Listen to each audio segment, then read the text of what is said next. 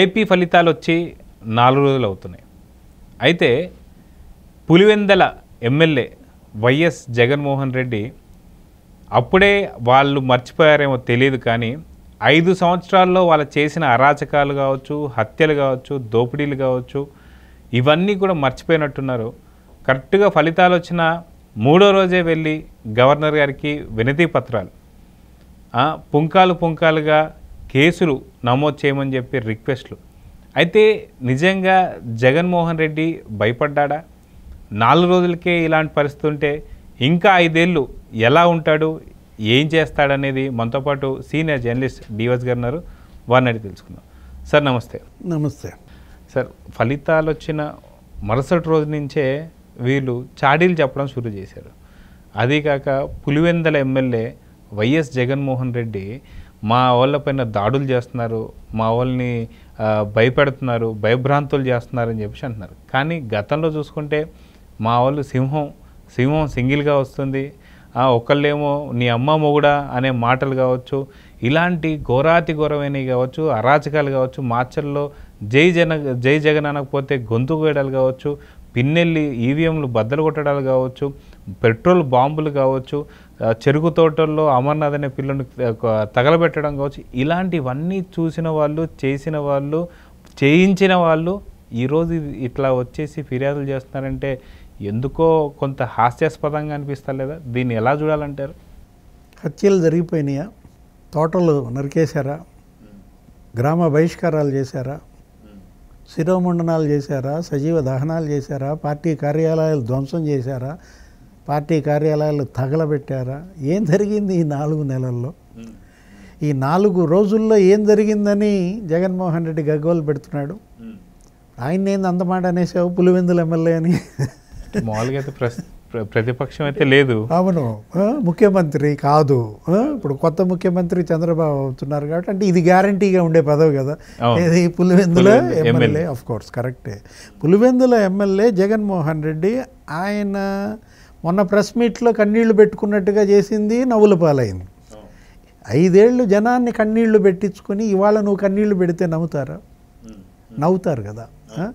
ఇప్పుడు అసలు ఇంతవరకు ఎమ్మెల్యేలు ఎవరు ఇంకా ప్రమాణం చేయలేదు, అసెంబ్లీలో అడుగు పెట్టలేదు, ముఖ్యమంత్రి ప్రమాణం జరగలేదు, క్యాబినెట్ ఏర్పడలేదు, ఏమీ లేకుండానే వీళ్ళు గవర్నర్ దగ్గరికి వెళ్ళి వినతి పత్రం ఇస్తే గవర్నర్ నవ్వుకున్నాడంట. ఏంటి అరే ఎలా తిరగబడింది? నిన్నటిదాకానేమో వాళ్ళు వచ్చి వినతి పత్రాలు ఇచ్చేవాళ్ళు, కనీసం పాపం వాళ్ళు 5 ఏళ్ళు బాధలు పడి వినతి పత్రాలు ఇచ్చారు. ఈయనేంటి 4 రోజులు కూడా ఓర్చుకోలేకపోయాడు, జనాన్ని నా దగ్గరికి పంపి అవినతి పత్రం ఇచ్చాడని గవర్నర్ నజీర్ గారు ఆశ్చర్యపోయి ఉంటారు. ఎందుకంటే ఆయన ఇచ్చిన ట్వీట్లో కూడా ఏదో అరాచకాలు జరిగిపోతున్నట్టుగా నేను అందుకే అన్నాను.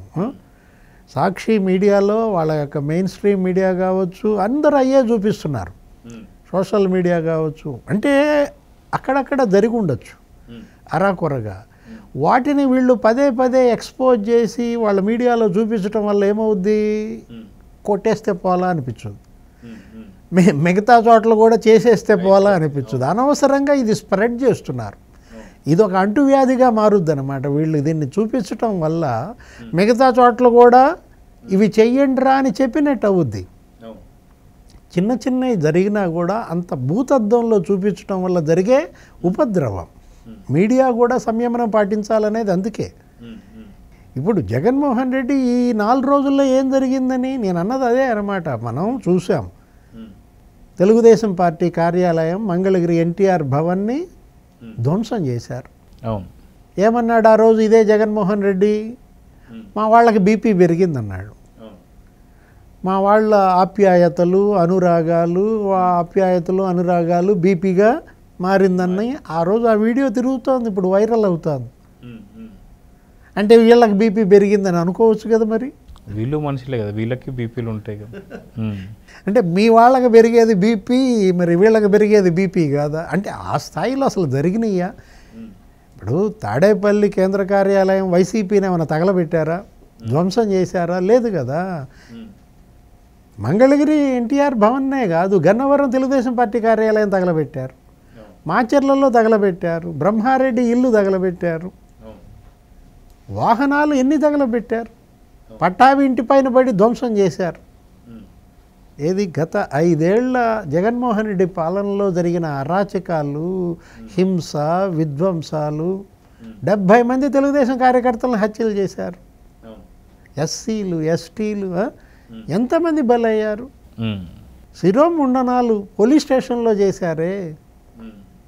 అక్కని వేధించొద్దని అడిగినందుకు ఆ 10వ తరగతి పిల్లాడిని సజీవ దహనం చేశారే. ఇప్పుడు మీరు చేసినటువంటి హింస విధ్వంసాల ఫలితమే ఇవాళ ఈ ప్రజా తీర్పు. 151 స్థానాల్లో ఉన్న నిన్ను ఆ 5 కొట్టిపారేశారు, 11 స్థానాలకి దించారు. దానికి కూడా నువ్వు హుందాగా ఓటమిని అంగీకరించావు, ప్రెస్ మీట్ పెట్టి లబలబలాడతావు. 1/2 కోటి మంది రైతులకు భరోసా వేశాను, ఏమయ్యాయో ఓట్లు అంటాడు. 60 లక్షల మంది అక్క చెల్లెలకి అమ్మఒడిస్తే ఆ ఓట్లు ఏమయ్యాయి అంటాడు. ఆసరా ఏమైందంటాడు. అనుమానాలు ఉన్నాయి, ఆధారాలు లేవంటాడు. అన్నీ ఆ దేవుడికే తెలియాలంటాడు. ఇవి కనపడతలేదా? ఏది ఈ సజీవ దహనాలు, ఈ శిరోముండనాలు, ఈ పార్టీ కార్యాలయాల ధ్వంసాలు, దహనాలు, గ్రామ బహిష్కారాలు, ఆడపిల్ల అపహరణ, 30,000 మంది అదృశ్యం, ఊచకోత చేశారు కదా. అందుకే మిమ్మల్ని ఇలా ఊచకోత కోసింది జనం. మీరు ఇన్నాళ్ళు సమాజం మీద పడి ఊచకోత కోసారు 5 ఏళ్ళు. మీ రౌడీలు, మీ గ్యాంగులు, గడ్డం గ్యాంగులు అంట గుడివాడలో మామూలుగా జరిగిందా? ఒక నా బిడ్డను ఏడిపించబాకండిరా అని అడిగినందుకు ఆ ఫ్యాన్సీ స్టోర్ యజమాని ఆ కొట్టులో గంజాయి పెట్టి అతని పైన గంజాయి నేరం మేపి అతని ఇబ్బందులు పెడితే ఎస్పీ జోక్యం చేసుకుని అసలు ఏ స్థాయిలో గడ్డం గ్యాంగ్, అక్కడ భూ కబ్జాలు, అసలు ఈ పేర్లేంటి? గడ్డం గ్యాంగ్ ఏంది, గంజాయి బ్యాచ్ ఏంటి, బ్లేడ్ బ్యాచ్ ఏంటి? ఎలా నేరగాళ్ళు పేటరేగిపోయారో 5 ఏళ్ల జగన్మోహన్ రెడ్డి పరిపాలనలో మనం విజయవాడ బస్ స్టాండ్లోనే చూసాం. 200 మంది ఆ బ్లేడ్ బ్యాచ్ వాళ్ళు పోలీసు వాళ్ళని తరిమి కొట్టారు. ఆ పరిస్థితి ఇప్పుడు ఉందా? ఇప్పుడు పోలీస్ మేల్కొంది, ఎక్కడికక్కడ పోలీస్ అణిచివేస్తుంది, ఉక్కుపాదం మోపుతుంది. అసలైన పోలీసింగ్ అంటే ఏంటో ఈ 5 ఏళ్లలో కనపడుతుంది. నేరగాళ్ళంతా కూడా ఆంధ్రప్రదేశ్లో ఉండాలంటే భయపడి పారిపోయే పరిస్థితి వస్తుంది. అయితే ఇక్కడ చెదురుమదురు సంఘటనలు అయితే జరిగాయని చెప్పేసి అంటున్నారు. కాకపోతే ఈ జరిగిన సంఘటనలు కూడా ఏంటి అంటే, ఎవరైతే పేటరేగిపోయి వైసీపీ నేతలు కావచ్చు, వైసీపీకి సంబంధించినటువంటి నాయకులు కావచ్చు, వాళ్ళు మాట్లాడిన మాటలు కావచ్చు, లేదంటే ఉన్నటువంటి ఒక సభ్యుల మీద జరిగినటువంటి దాడులు కావచ్చు, సడన్గా ఒకేసారి అల్టిమేటం ఇంత స్థాయిలో వచ్చేసరికి వాళ్ళకు ఉన్నటువంటి ఒక ఆక్రోశాన్ని తీర్చుకునేటువంటి చిన్న చితక జరుగుంటాయి, కానీ దీన్ని పెద్దదిగా చేసి చూపిస్తున్నారని చెప్పేసి అంటున్నారు. చెప్పటం వల్ల ఇది స్ప్రెడ్ అవుద్ది. ఏది ఇప్పుడు ఈ రోజు కూడా నువ్వు చేసిన తప్పులు నువ్వు తెలుసుకోకపోతే ఎలా జరిగింది, ఏమైంది, నేను ఎందుకు ఓడిపోయాను దేవుడికే తెలియాలంటే పోలింగ్ ఫలితాలు వస్తూ ఉండగానే హెల్త్ యూనివర్సిటీ నువ్వు పెట్టిన వైఎస్ఆర్ పేరు కొట్టేశారు. ఇంకా శాంతం రిజల్ట్స్ రాలా. వైఎస్ఆర్ అనే అక్షరాలు తీసేయంగానే ఏం బయటపడింది?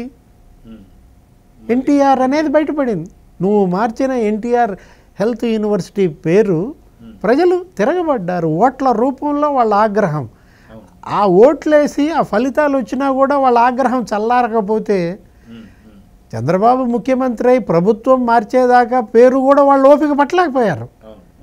పెట్ట కొట్టేస్తే ఆ వైఎస్ఆర్ అనే 3 అక్షరాలు ఎగిరవతలు పడితే వాటి వెనకున్న ఎన్టీఆర్ బయటకు వచ్చాడు. అక్కడే కాదు, విశాఖలో అబ్దుల్ కలాం వ్యూ పాయింట్ ఉంటే అబ్దుల్ కలాం పేరు తీసేసి వైఎస్ఆర్ అని పెట్టావు.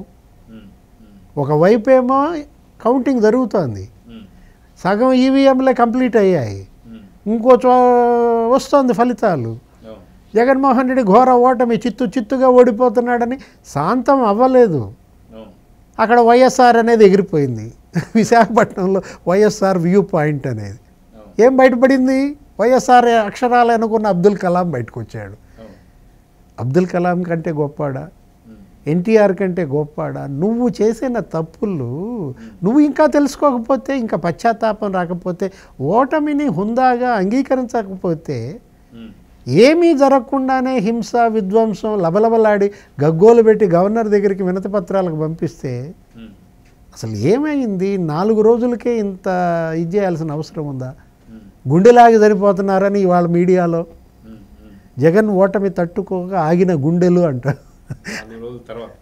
అంటే రేపో ఎల్లుండో ఇక భరోసా యాత్ర బిగిన్ చేస్తాడు ఆగిన గుండెల దగ్గరికి వెళ్ళడానికి. అయితే ఈ 4 రోజులే ఓపిక పట్టలేని జగన్ 5 సంవత్సరాల పాటు పార్టీని తీసుకెళ్తాడని అనుకుంటున్నారా మీరు?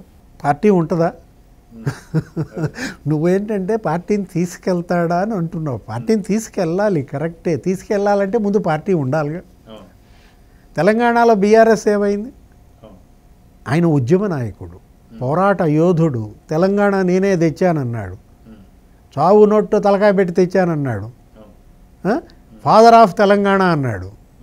ఏమైంది వాళ్ళ పరిస్థితి? ఎక్కడున్నాడు ఫాదర్ ఆఫ్ తెలంగాణ?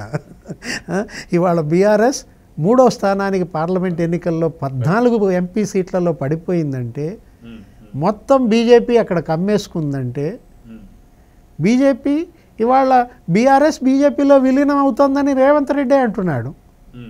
బీఆర్ఎస్ ఇవాళ బీజేపీకి ఓట్లేయించిందని రేవంత్ విమర్శిస్తున్నాడు. కేసీఆర్ చెప్పులేసుకుని నడిచిన జగన్మోహన్ రెడ్డి కూడా మరి జరిగేది అదే కదా. ఏది వైఎస్ఆర్ కాంగ్రెస్ పార్టీ బీజేపీలో గెలిచిపోద్దని ఆదినారాయణ రెడ్డి అన్నాడు ఇవాళ, బీజేపీ ఎమ్మెల్యే. వైసీపీ ఇవాళ సరెండర్ బీజేపీకి అంటున్నాడు. అంటే జగన్మోహన్ రెడ్డి పార్టీ ఉంటే కదా నడపటానికి. 11 మంది ఎమ్మెల్యేలు 11 రోజులు ఉంటారా? 11 నెలలు ఉంటారా?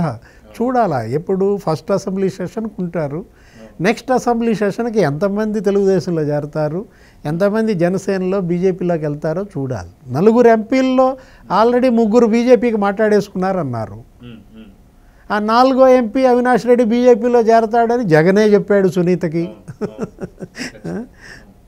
కేల్కతం జగన్మోహన్ రెడ్డి దుకాన్ జనం మూసేశారు. సో చూద్దాం సార్, ఖచ్చితంగా ఇక్కడ జరుగుతున్నటువంటి 4 రోజుల్లోనే ఇలాంటి ఫిర్యాదులు వెళ్తున్నాయంటే వీళ్ళు పార్టీని ఎక్కడ దాకా తీసుకెళ్తారో తెలియదు, ఎప్పటిదాకా ఉంటుందో కూడా తెలియని పరిస్థితి. చూద్దాం ఏం జరుగుతుంది. నమస్తే. నమస్తే.